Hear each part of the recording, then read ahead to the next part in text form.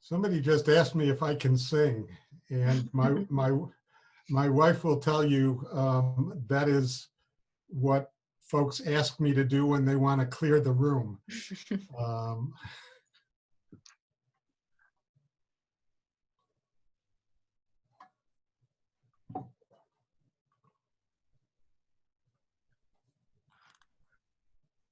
Hello, Ashley. Hello. Hi, Kitty. Nice to see you again. It's nice to see you as well.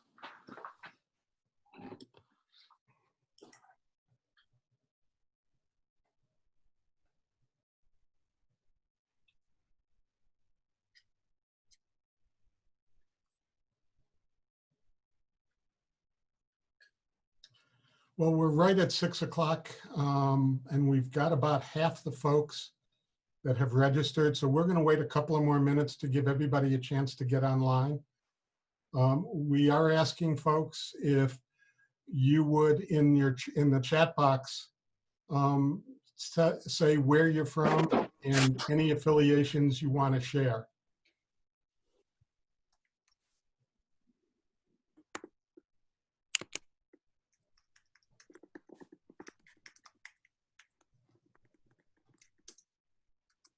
I'm Harry Taylor. I'm in Charlotte. I'm involved with the league, with Fair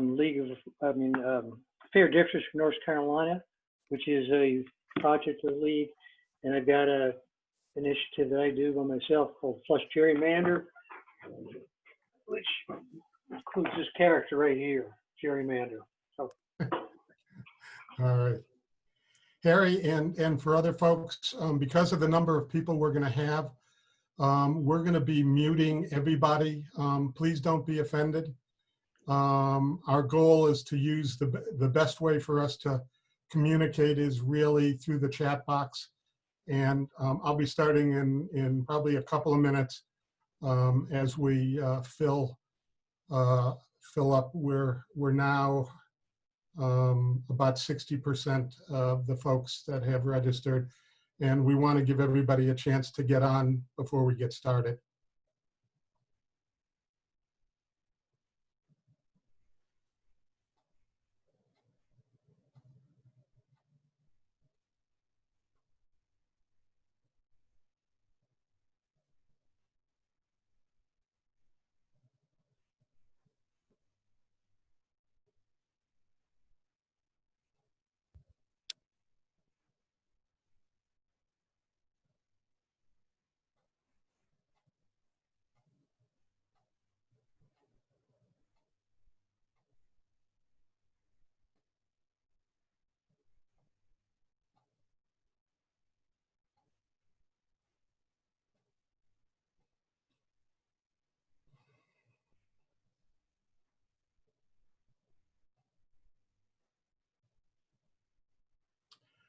I'll just make one last announcement. We'll probably start in about 2 minutes.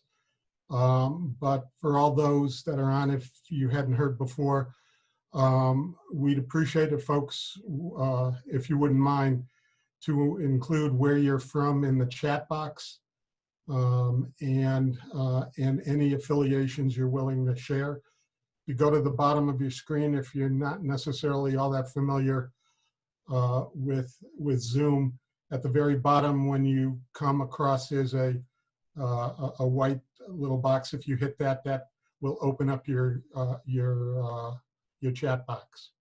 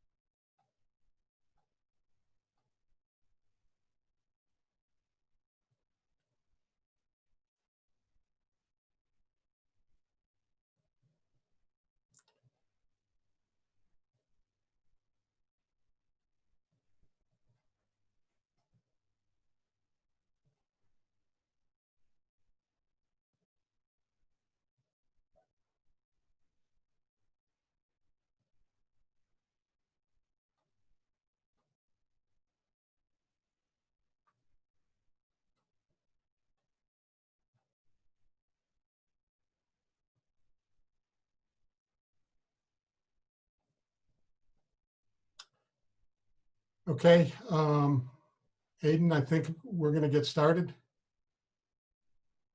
Welcome, everybody. My name is Ron Katz.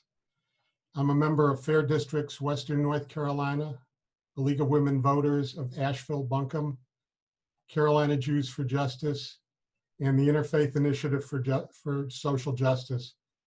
And I'll be moderating this evening's panel on redistricting reform. I first want to acknowledge the difficult times all of us are enduring, especially those who are African Americans and people of color. There is a lot of pain, grief, sadness, and anger, and that cannot be ignored. However, at the core of our democracy is the need for fairness, and the program this evening is focused on creating fairness in our voting. I want to thank our lead sponsor, the League of Women Voters Asheville Buncombe, and co-sponsors, League of Women Voters Henderson County, Fair Districts Western North Carolina, Carolina Jews for Justice, the Interfaith Initiative for Social Justice, the Osher Lifelong Learning Institute, and Democracy North Carolina for the work they've done to make this event possible. I also want to share our format now. We'll be going shortly to our presenters. If you have any questions, please post them in the chat box. After the presentations, we'll pose those questions to our panelists. At the end, I'll share some comments, including some specific action items you can take to move redistricting reform forward. Finally, we are recording this webinar and will make it available to all who registered in a follow-up email.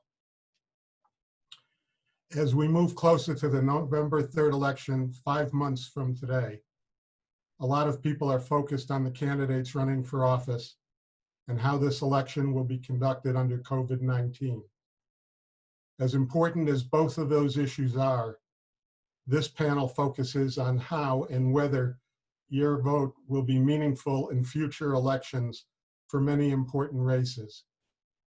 As a result of this election, those in the majority in the North Carolina General Assembly currently have the power to draw districts for the next 10 years after the census is completed. Our panel will look at the challenges that this creates for our state. Our presenters will touch on the history, clarification of terms, the reasons why the present system is problematic, and some of the options that other states have taken to address how they draw districts. Before the presentations, though, we want to ask a couple of questions and polls. And they're going to be put up on your screen, and we're going to ask you to just look at them and answer those questions. We want to get a sense of who is participating, so please answer where you live. And second, please take a moment and check the box that best expresses how much you know about redistricting reform and gerrymandering.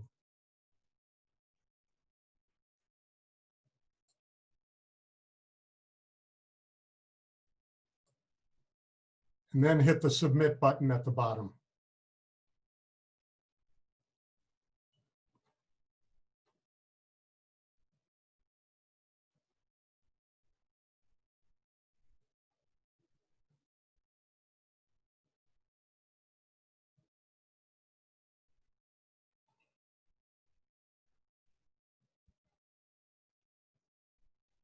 Okay.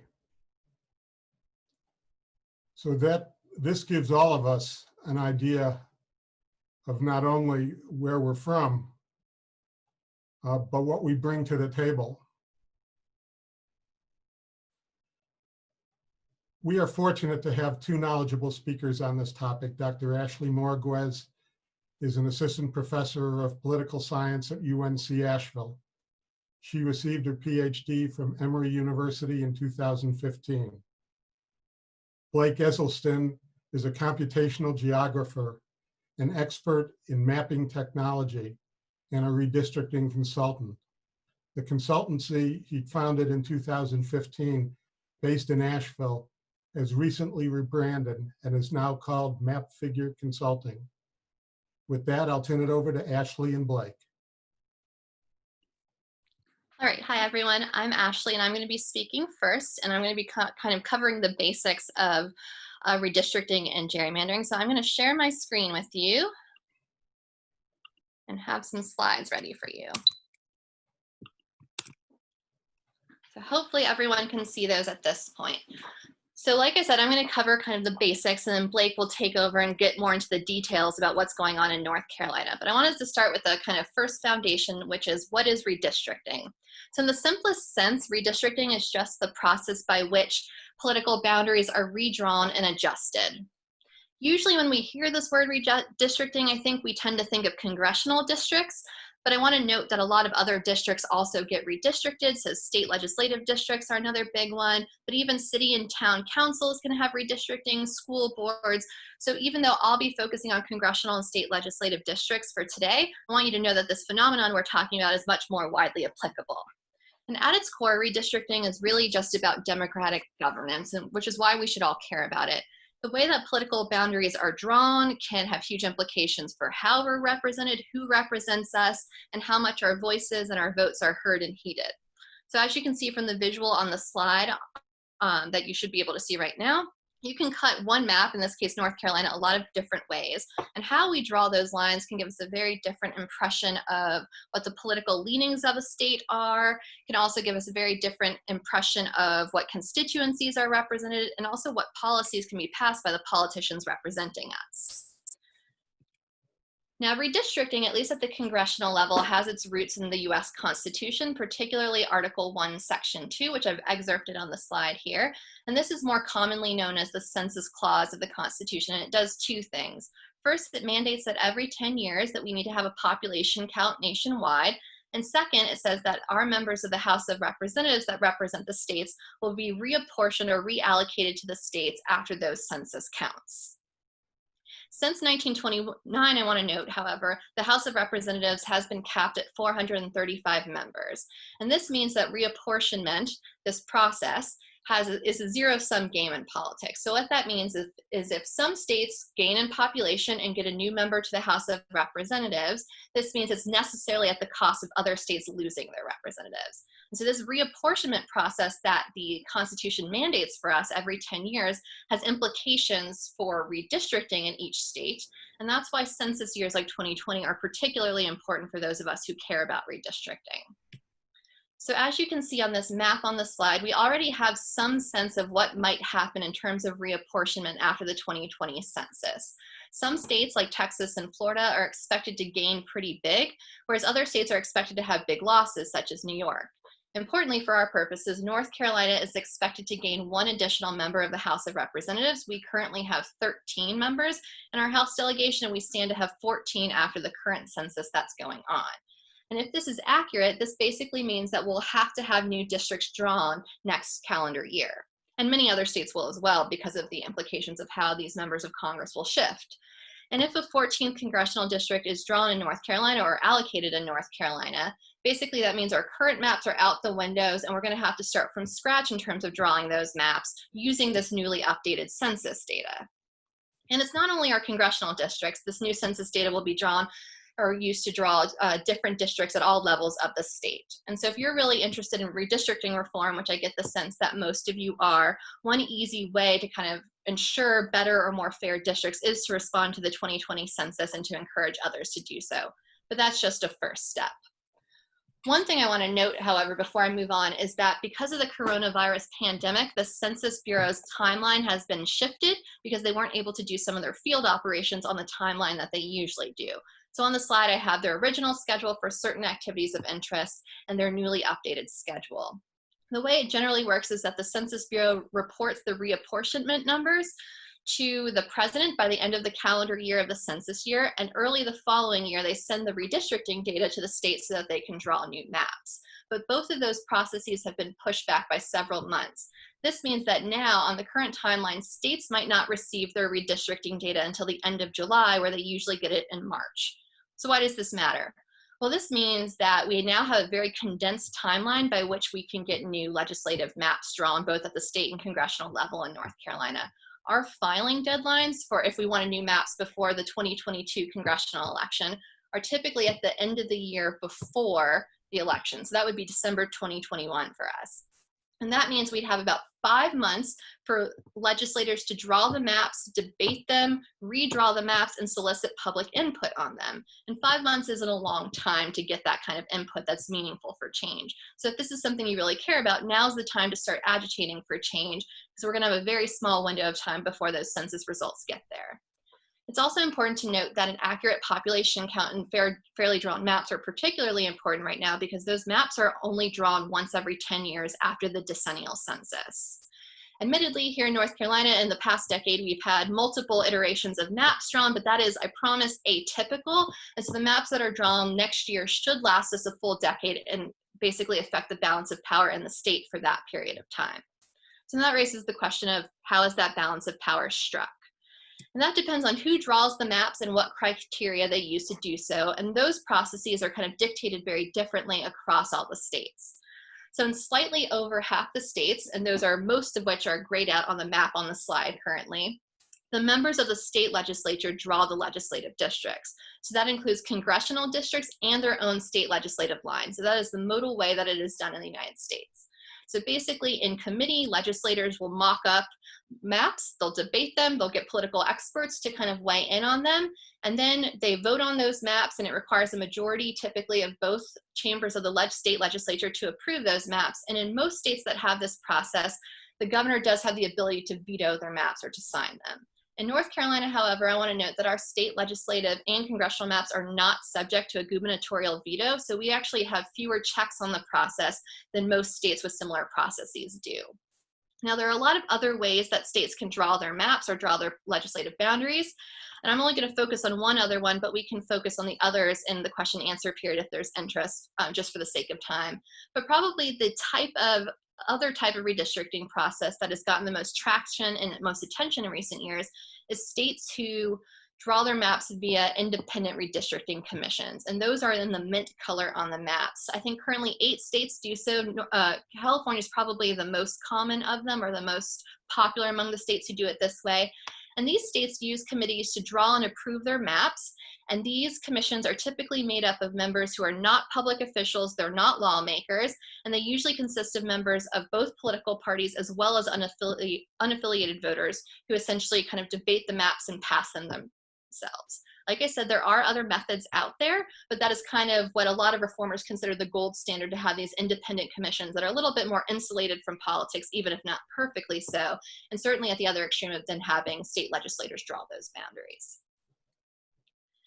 Now, in terms of the criteria that's used, there are a lot of requirements that states have and vary in terms of what they consider when drawing those maps. So I thought I'd go through some of the most common. The first is population equality. So within a state, basically the requirements are that all legislative, so congressional or state legislative districts, and even some other political boundaries, have to be an equal size in terms of the residents that live in those districts. And that's common across the United States. Another very common one is contiguity. So this is just the idea that legislative districts need to be contiguous, so they can't be disconnected or broken up territorially speaking. There's also requirements that are mandated by the Voting Rights Act of 1965, which basically bans any plans that would dilute the minority vote, whether that be racial or ethnic minorities, and even allows for states to draw majority-minority districts, so districts that amplify the minority vote, but they can't discriminate them in the drawing of districts. There are also compactness requirements in some states.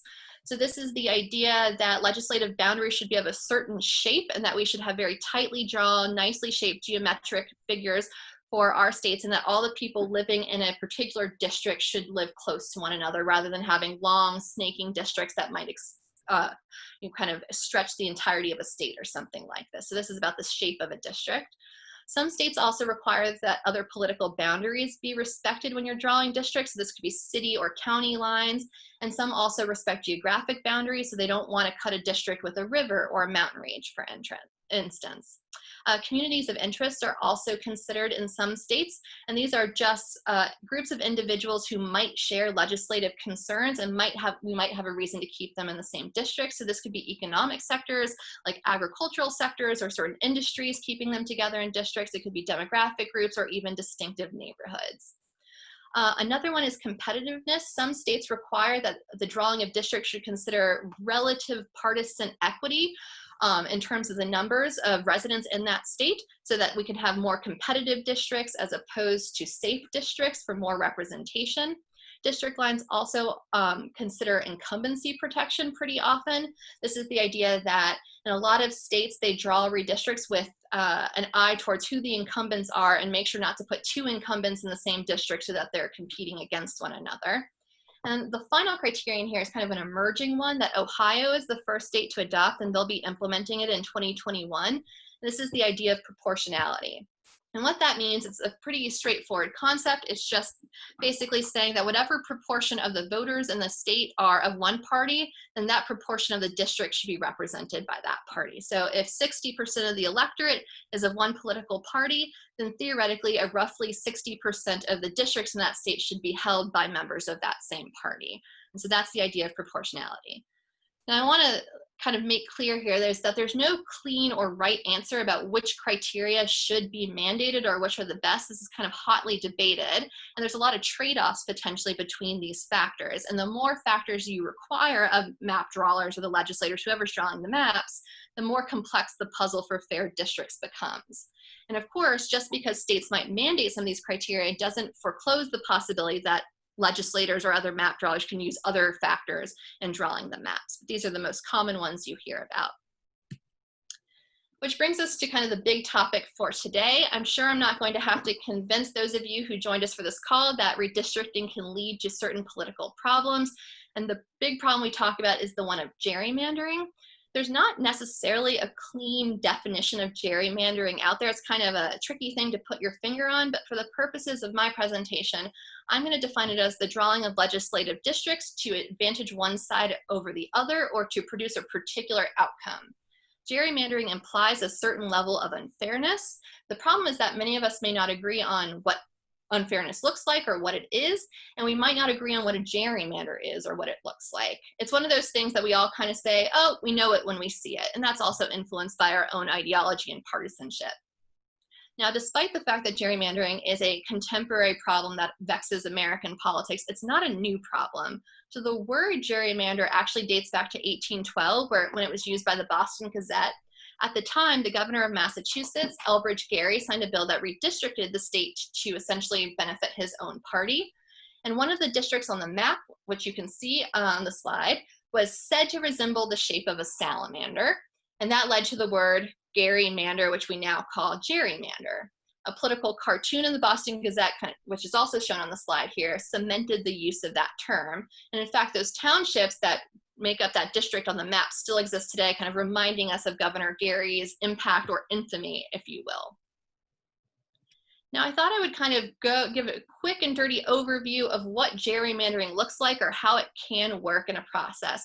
So the example I have on this slide is an example from the Washington Post, and I think it does a fairly good job of showing you just the basics of this process. So in that very first panel, we just see, we'll call it an electorate or a population of people. We have 50 people that we're going to try to put into 5 different legislative districts. There's 2 parties here, the red party and the blue party. The blue party comprises 60% of the electorate and the red party 40%.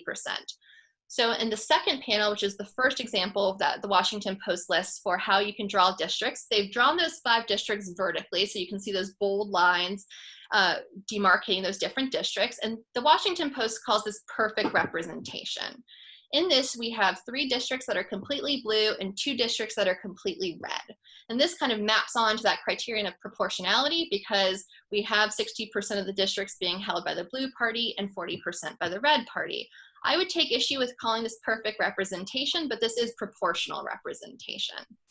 So that's one way you could draw the map of this given district. But there's also other ways you could do it. So in panel 3, the second example, the Washington Post has drawn these districts horizontally, and they say that these districts are compact, so they have nice, clean geometric shapes, but they're unfair. And the reason that they call them unfair is because the blue party dominates each of those 5 districts. They win in all the districts, and even though they only hold 60% of the electorate. And so this means that the red party in this case has no true representation or voice. And so this is what we would call a blue party gerrymander. In the third example, or the fourth panel, we have districts that the Washington Post calls neither compact nor fair. They're not compact because they have those weird creative shapes. Somebody clearly put some effort into drawing those lines. And the Washington Post says they're not fair because the blue party, which comprises a majority in the electorate, only has 2 of the 5 districts, whereas the red party, which is a minority of the electorate, holds 3 of the districts here. So this is what we would call a red party gerrymander.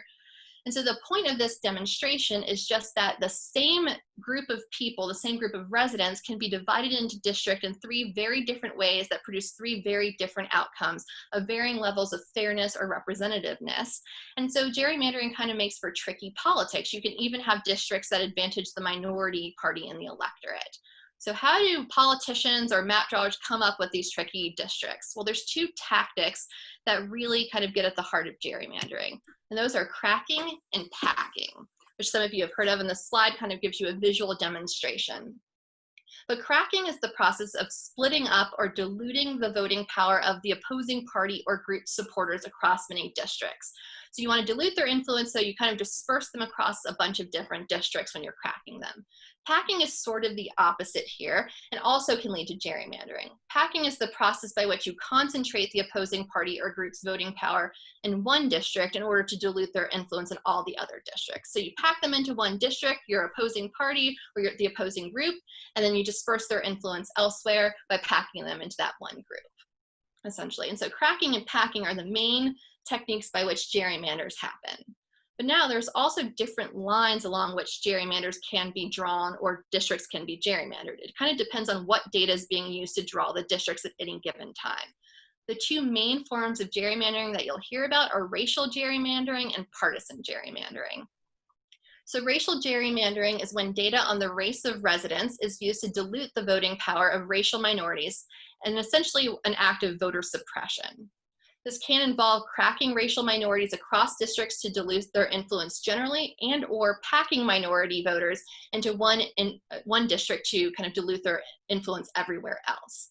And it's kind of a tricky thing to navigate since majority minority districts are actually allowed under the Voting Rights Act of 1965, but only to a point. We can draw these majority minority districts to amplify the voices of minority voters and to give them voting power where they otherwise wouldn't, but we can't draw those districts to dilute their influence. And unfortunately, some states redraw districts with race in mind under the guise of enforcing the Voting Rights Act, but really in practice, they're diluting minority influence and voting power. Now, partisan gerrymandering, on the other hand, is the act of drawing legislative districts to increase the power of one political party at the expense of the other. And again, this is done through cracking and packing, but we use data, publicly available data on the voter registration of registered voters, so which party they're affiliated with, and also the election outcomes of particular districts. Now, it's important to note here that the current state of affairs, despite the current state of affairs here in North Carolina, that both parties engage in partisan gerrymandering. And in North Carolina recently, it's certainly been the Republicans that have been accused. Our state currently has a pretty even split in terms of how our vote states and also how our state votes, rather, and also in terms of registered Democrats and Republicans. But currently, our House delegation in the House of Representatives is 10-3 in favor of Republicans, which is not a terribly even split. But I will note that historically, North Carolina has been gerrymandered by the Democrats, so both parties are kind of guilty within our state, even if the Republicans have been accused more recently. And further, in a recent Supreme Court case, Russo versus Common Cause, not only were North Carolina Republicans accused of unconstitutional partisan gerrymanders, but so were Democrats in the state of Maryland. Now, if you ask me, the problem is that politicians on both sides, it's quite simple. They all have an incentive to partisan gerrymander at the very least because it helps them win elections and it helps them keep their seats. They're pretty transparent about it. So North Carolina Republican David Lewis, so in our state legislature, for example, has stated, and this is a direct quote, "I propose that we draw the maps to give a partisan advantage to 10 Republicans and 3 Democrats because I do not believe it's possible to draw a map with 11 Republicans and 2 Democrats." But it's, again, not just the Republicans. We also have Steny Hoyer, a very prominent Democrat from Maryland, who calls himself quite proudly a serial gerrymanderer, has basically said he supports redistricting reform, but as long as the other side's gerrymandering, he's going to continue doing it too. And so there's not a whole lot of shame when it comes to our politicians in terms of gerrymandering, because they're kind of the mindset, to the victor go the spoils. And the reason that they have this mindset is at least in part because of how the federal courts have treated these issues. So racial gerrymandering has been treated with a strict scrutiny at the Supreme Court level and has been struck down on multiple occasions. But the issue of partisan gerrymandering, on the other hand, has not been banned or overturned at the national level, and so technically it's still allowed in most states. And unfortunately for us, North Carolina has been in the spotlight for both racial and partisan gerrymandering in recent history. But this is where I'm going to hand the floor over to Blake, so thank you so much for your time.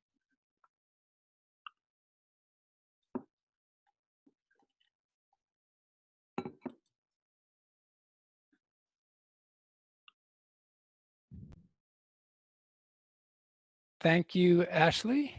That was a great, I'm just getting, let's see, I want to share this and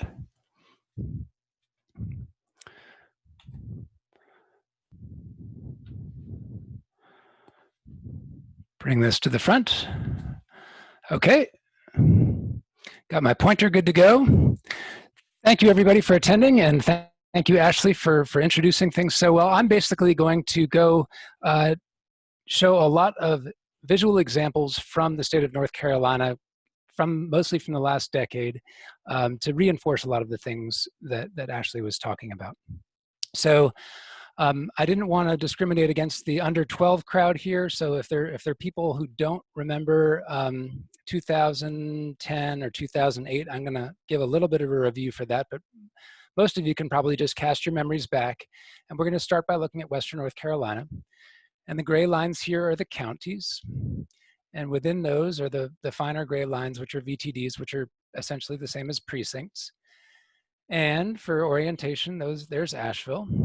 And we're going to be looking at a 2008 election results.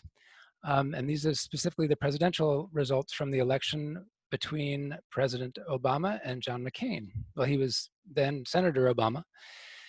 And here what this map shows is for each of these precincts, which side prevailed. It's blue if the precinct went to Obama and red if it went to McCain. And the size of the circle indicates the margin of victory.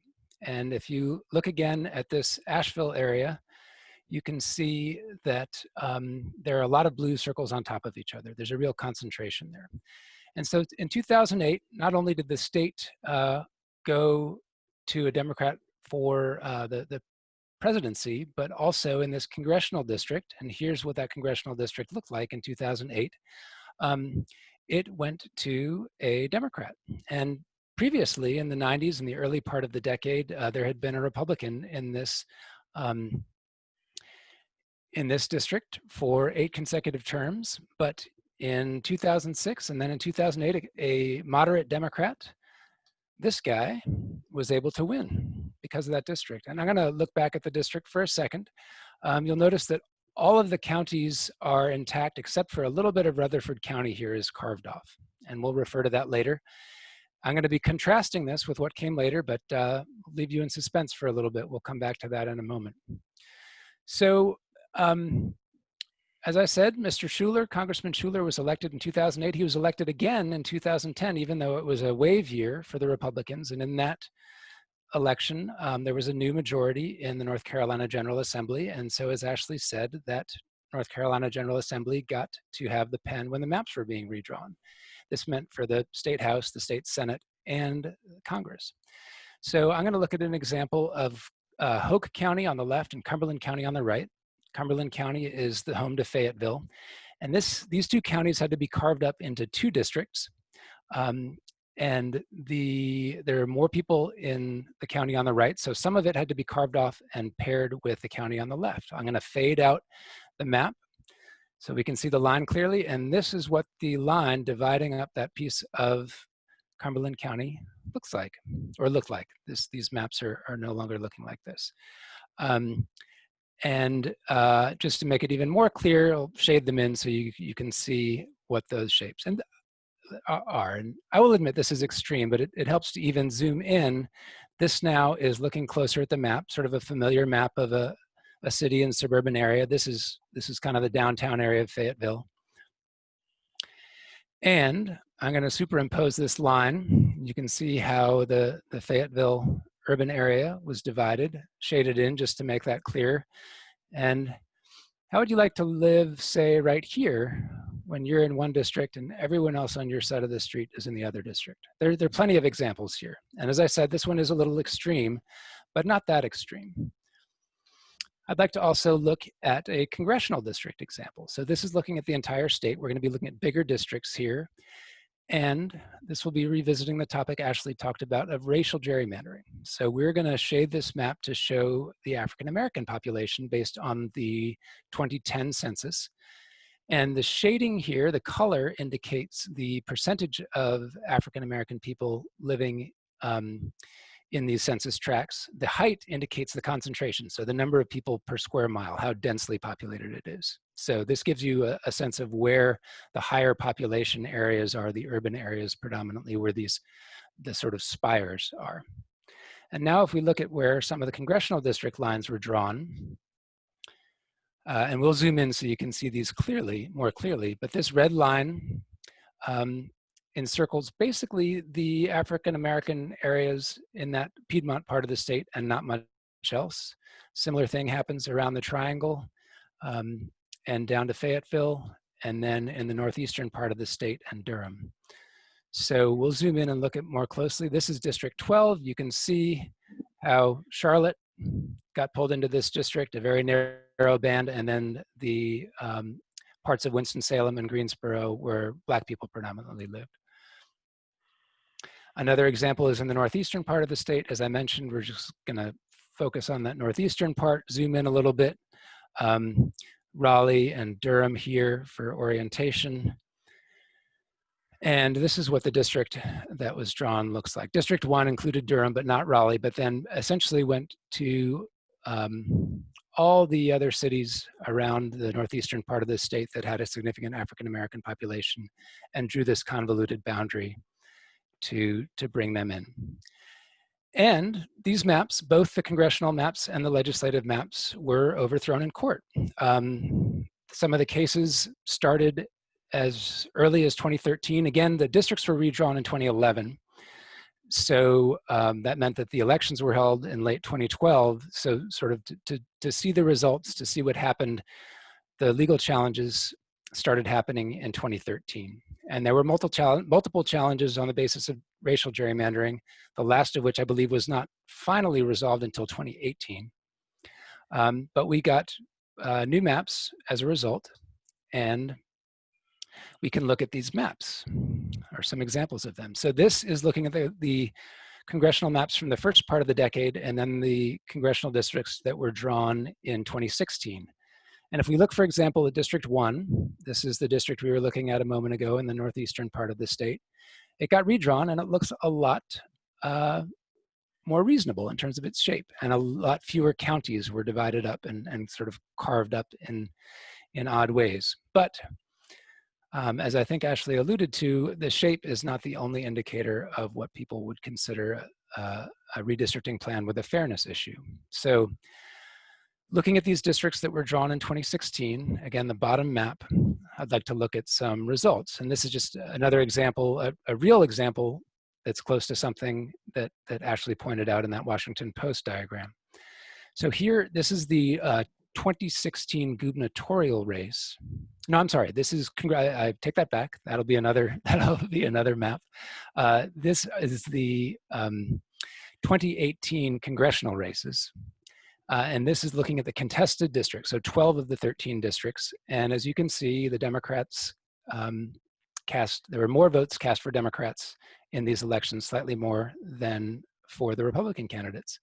So the Democrats had a slightly majority in terms of votes cast, but they end up with 25% of the seats. So here it's not just a question of whether it's proportional, but people would say anti-majoritarian. Where the party that gets more votes actually ends up with significantly fewer seats. 1/3 of the number of seats is the other party in this case. And some folks may say, well, what about the George Holding district? And yes, if you include the non-contested districts, it does look a little different here because there was a district that had no Democrat on the ballot. If you include that, the Republican overall Republicans got more votes cast. But here they actually end up with more than 3/4 of the seats, 10 out of 13, as Ashley mentioned. People may have a different metaphor that works best for them, but the one that I think of here is if you'd like to think of elections as a level playing field or sort of a fair deck of playing cards, gerrymandering takes that away, and it stacks the deck, or it creates an unlevel playing field. So if you're looking at a tug of war, for example, you may think that these two sides look evenly matched. Maybe either one would have an equal chance of prevailing. But imagine if one of them is pulling uphill and the other one is pulling downhill.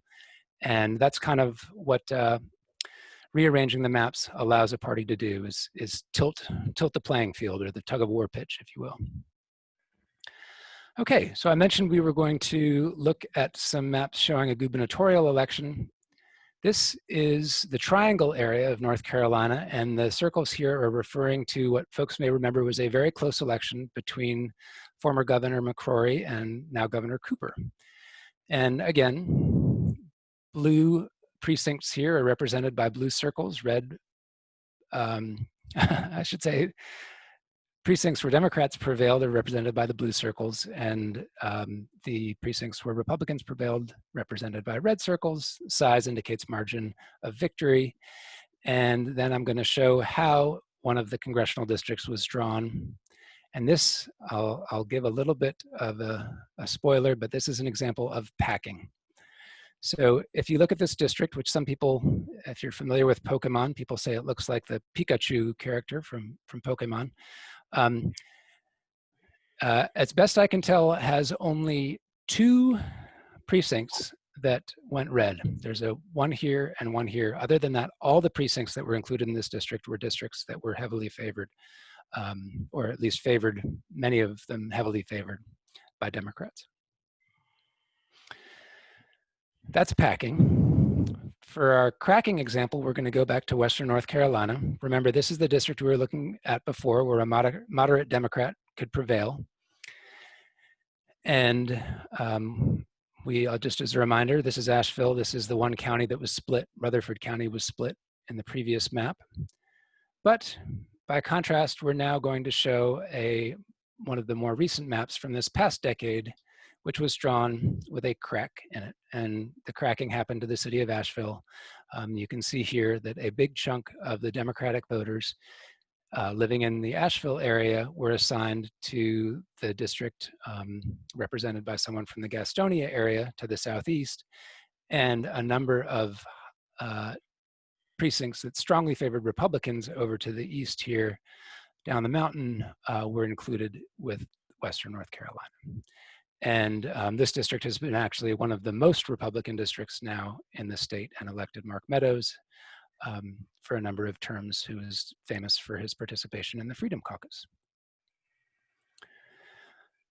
One of the things that allows this to happen is the availability of very precise and widely available, not just political data, but other data as well. So the redistricting consultants can plug this data into their maps and do all kinds of analysis and decide how the maps can be drawn to favor the people they want to favor. And this actually comes from one of the trials from last year in 2019 that overturned the state legislative maps that I was involved in. Again, we're looking at Cumberland County, where Fayetteville is.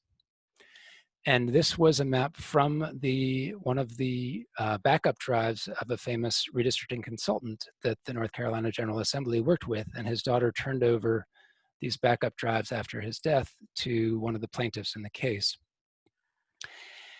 And what we were able to show was that the consultant was looking very closely at partisan data, and essentially his map was dominated by this coloring that indicated the partisan lean of all the precincts in these counties.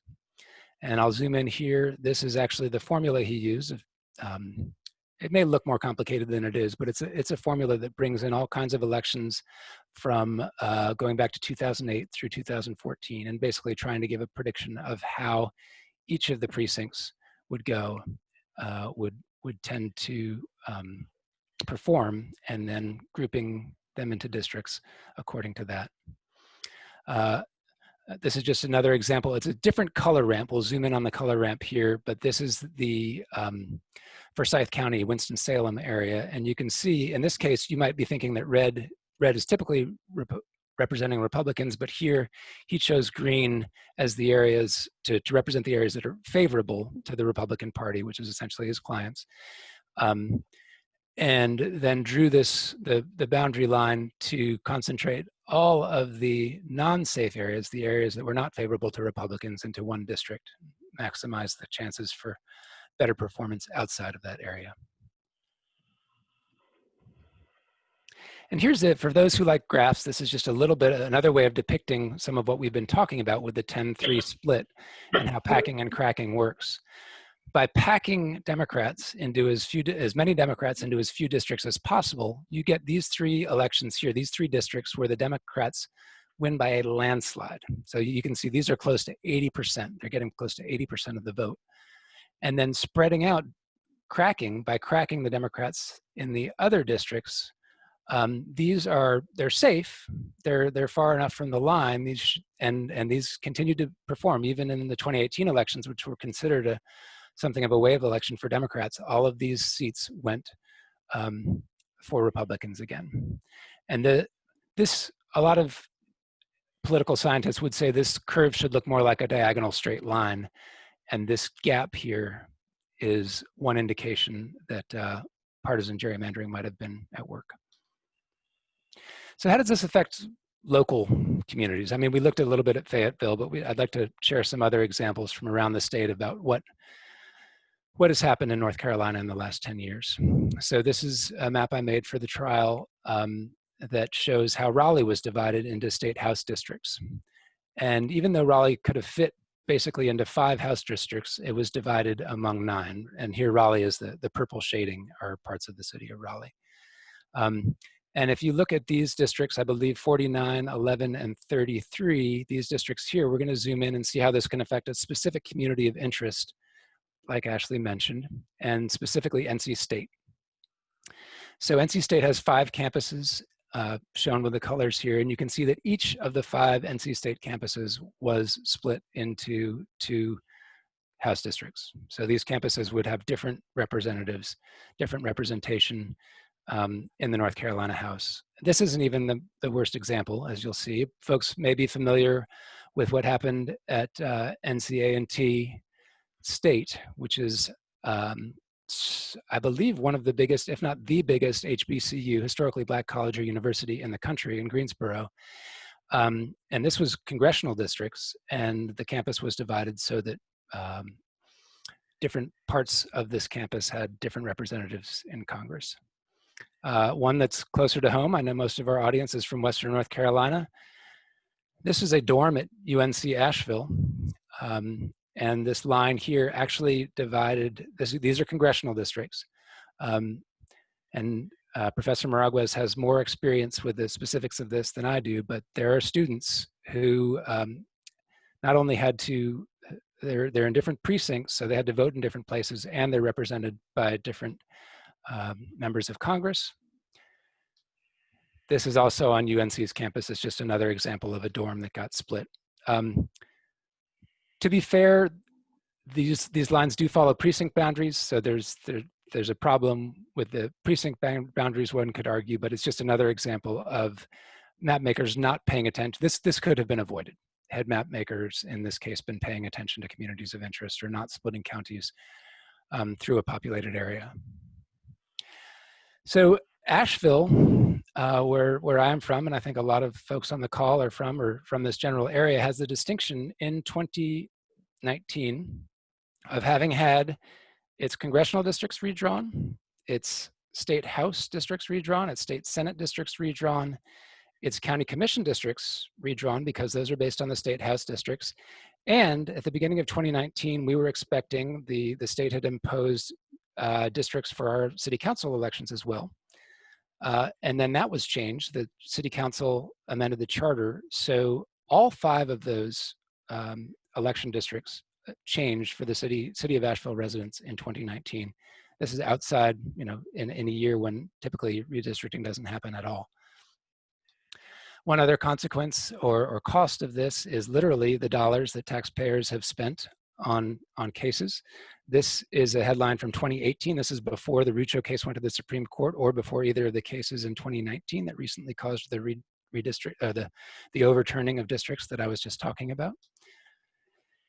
And Ashley talked about redistricting criteria. Some things I'll only have a moment to mention, but other things that people drawing maps consider are where prisons are, where wealthy donors are, where employers are, where cultural icons like a university that you can go to a football game and be seen are, where family members are. All kinds of things have historically been shown to be considerations that one might question whether they should be being taken into account when politicians are drawing maps.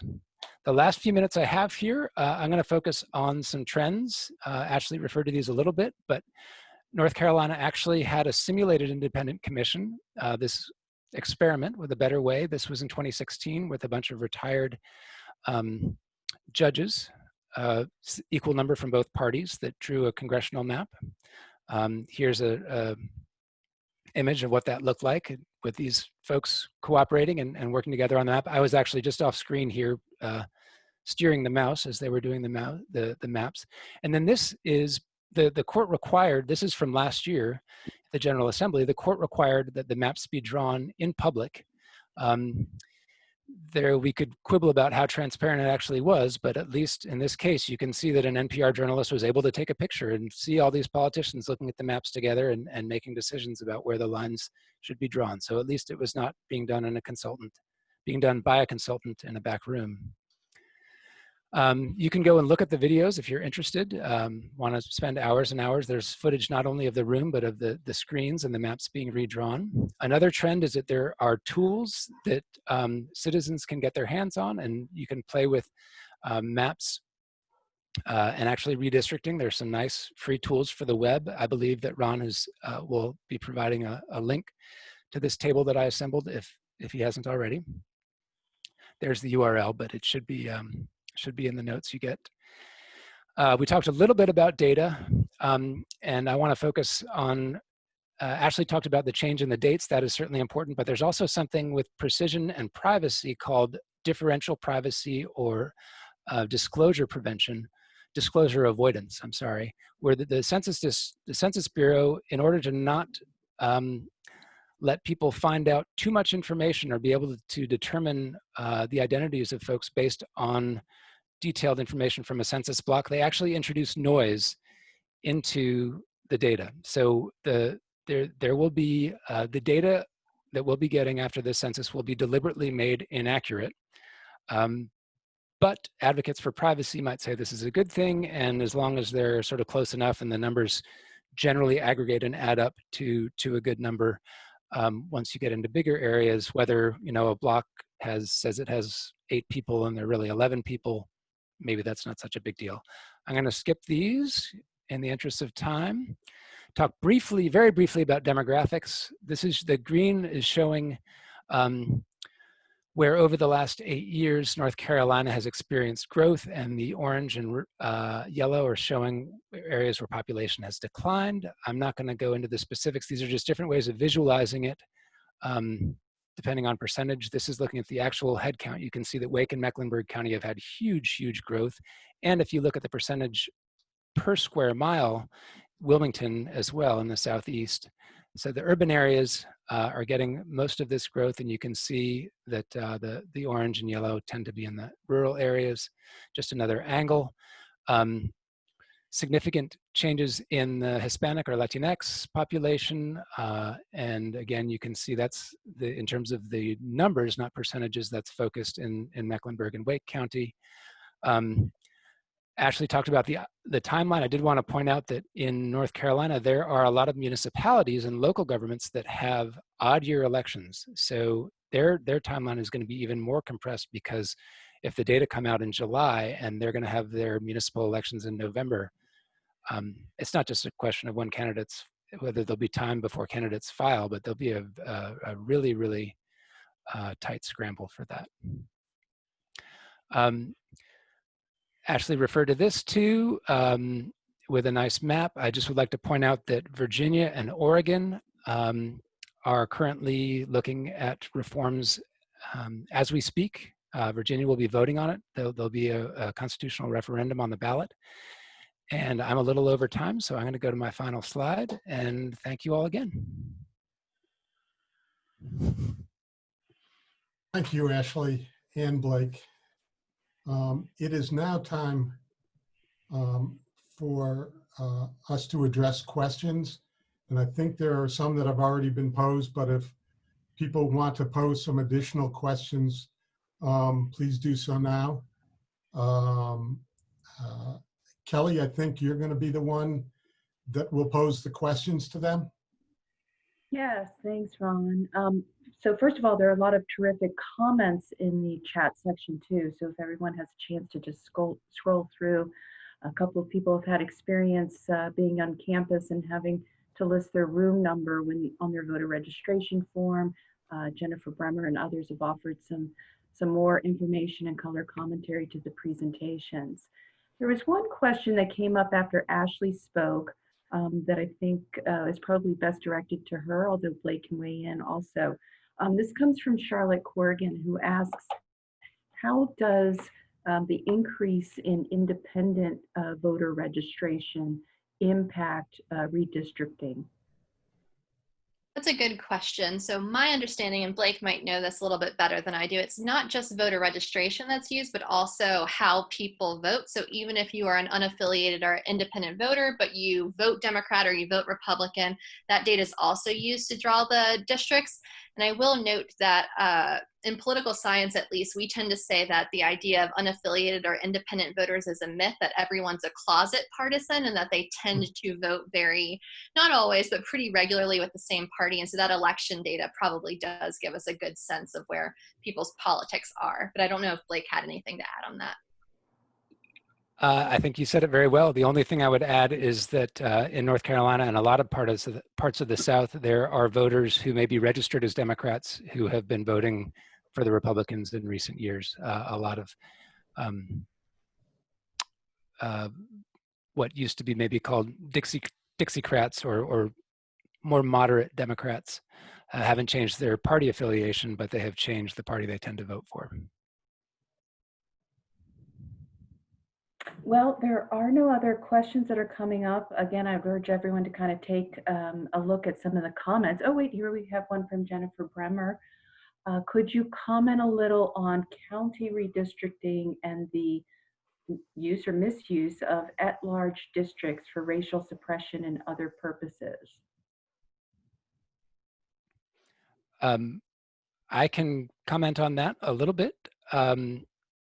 This has been something that has happened in many communities, not just in North Carolina, but around the South. And there has been a fair amount of litigation to try and prevent this. But there are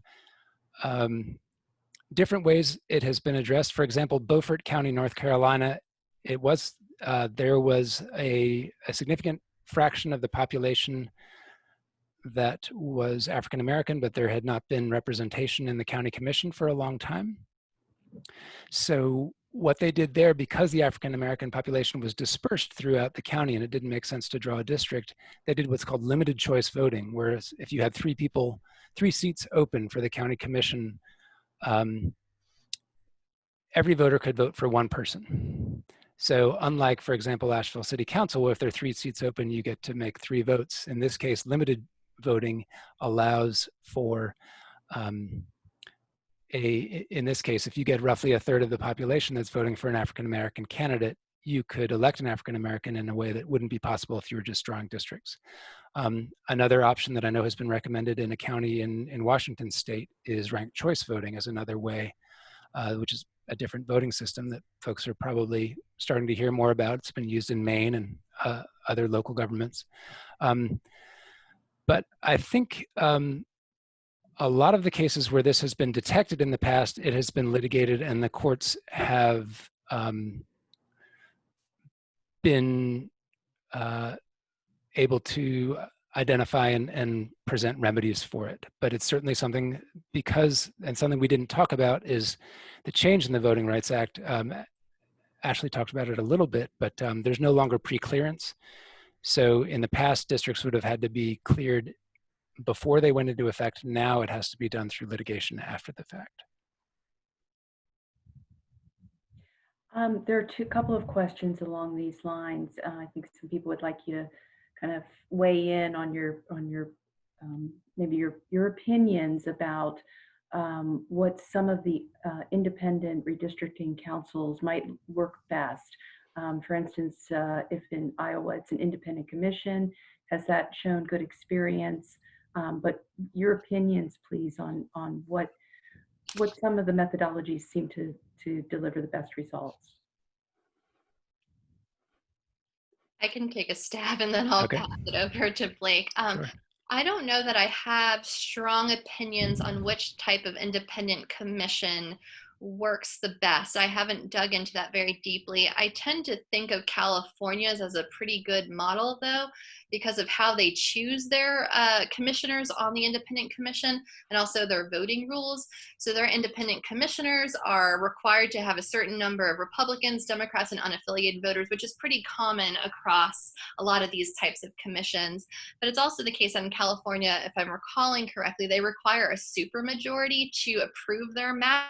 So the commission not only draws the maps, but also approves them. I think you need 9 of 14 rather than a simple majority. And that supermajority has to have Republicans, Democrats, and unaffiliated voters in equal proportions within that supermajority. And to me, that seems like a very intuitive way to ensure that these maps are palatable to all sides. Though I will say that anytime you have a supermajority required, you can run into gridlock problems and make it harder to come to agreement. So there are flaws for that. But just from a fairness perspective, I think that works. But I sometimes, more than who's drawing or approving the maps, I'm concerned about the criteria that they're using. And I think that has really big implications for fairness as well. But Blake, you're more of an expert on this than I am. No, I think a lot of what you said is right on. I would just say for clarification that Iowa's map is actually drawn by nonpartisan staff. So it's actually a government employee, a demographer, who has been trusted with this. There may be more than one person, but essentially it's nonpartisan staff that go into a room without looking at political data, and they've been trusted to do it in the past, and evidently the state has faith in the legislative staff to do this. As far as the other approaches, it seems like for a lot of the reform-minded people, they tend to hold up California as, if not the gold standard, at least the best that we have right now, or the best that's been offered. There's some folks at the Brennan Center who I really respect who put, I think I have it right here. This is a document that the Brennan Center put out. You can find online. I can maybe send a link to the organizers, but it's a better way to draw districts, and it's a paper from the Brennan Center at NYU. And they essentially espouse the California model. And as Ashley said, that's not just the criteria they use, but the way that the commissioners are picked and the requirement for a majority in those aspects as well. And Michigan's is quite similar. I'll leave it at that. Ron, do we have time for a couple of more questions? Let's do 2 more, sure. Okay. Does prison gerrymandering have a big effect on North Carolina politics, or how much of an impact has it had? Ashley, are you aware of analysis having been done on this? I've heard about it generally, but not North Carolina specifically, unfortunately. Yep. I think it can have more dramatic effects in some local jurisdictions where you say you have a county where there's a sizable prison that makes up a good fraction of the population, but those prisoners are not able to vote. So one of the representatives has a lot of constituents that has no way of weighing in on whether that representative is doing a good job. Connecticut is often held up as an example of a state where it is problematic in the state legislature. And that's because a lot of the prisons are concentrated in one particular area of the state. North Carolina, my understanding is that they're more dispersed. So I have not heard of people, for example, talking about legal challenges, as North Carolina being a particularly promising place to do a legal challenge of prison gerrymandering, or sometimes called prison malapportionment. Okay, and then we have one more question from Thomas Reitmeyer regarding if there is an effect or what effect there will be with vote by mail.